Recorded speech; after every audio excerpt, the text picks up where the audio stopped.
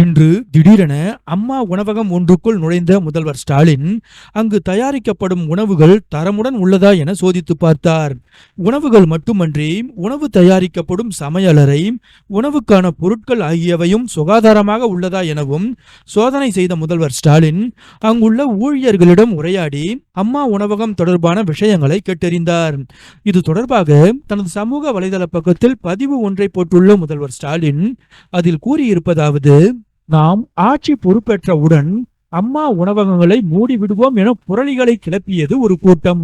அவர்களது தீய எண்ணங்களுக்கு இடமளிக்காமல் கடந்த 3 ஆண்டுகளில் 450 கோடி ரூபாய்க்கும் மேல் செலவிட்டு நாளொன்றுக்கு 1 லட்சத்திற்கும் அதிகமானோரின் பசியாற்றும் நடவடிக்கைகளை நமது அரசு மேற்கொண்டிருக்கிறது.